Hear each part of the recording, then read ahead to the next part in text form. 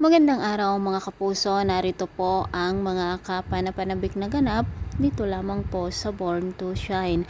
Natuloy na nga po ang pakikipag-collab ng BGYO dito sa Yumi at tuwang-tuwa nga po sina Yuna at ang kaibigan niya na si Nancy, mga kapuso, at nakipag-selfie pa sila. Ito namang si Megan ay talagang napakapasaway at talaga namang nakakairita ang kanyang galaw, mga kapuso. Samantala, grabe ang pupogi pala ng mga member dito sa BGYO, mga kapuso, at dito nga magsisimulang magselos itong si Nate dahil nga ang alam naman ni Jenny ay kaibigan lamang ang turing niya dito, ngunit si Jenny ay iba ang nararamdaman kung kaya't mas pinili niyang iwasan na lamang itong si Nate.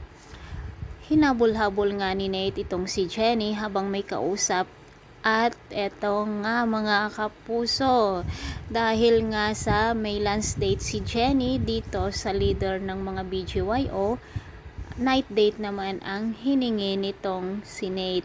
Hindi na nga nakapagtanggi pa si Jenny dahil nga na-corner na siya, mga kapuso. Sinuggest naman ng bestie nitong si Jenny na isama na lamang niya ang kasamahan niya dito sa Yumi para hindi daw ma-fall ang puso nitong si Jenny kay Nate, mga kapuso. O diba, ang galing naman talaga ng suggestion nitong bakla na ito.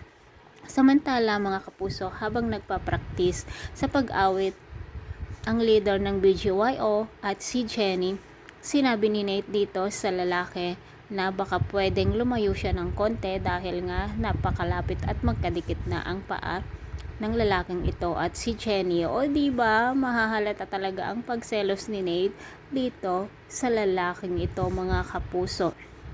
Samantala, nasupalpal naman ni Althea itong si Megan dahil nga totoo naman ang mga sinabi ni Jenny na kung ganun ang kanyang pag-uugali, kahit na gusto pa niyang umangat ay hindi ito angat dahil nga sa napakasama ang kanyang attitude, mga kapuso.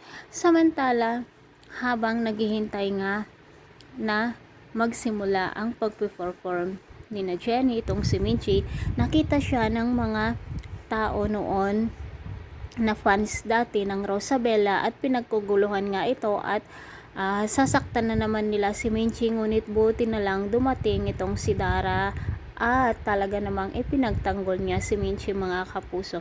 Dito na kaya magsisimulang magbati si na Minchi at Dara. Sana nga po no, mga kapuso, para sa ganun ay sabay nilang suportahan ang kanilang mga anak dito sa Yumi P-Pop Girls. Mga kapuso, pakaabangan po natin ang bawat episode dito lamang po sa Born to Shine. Maraming salamat sa walang sawang pagsubaybay. God bless!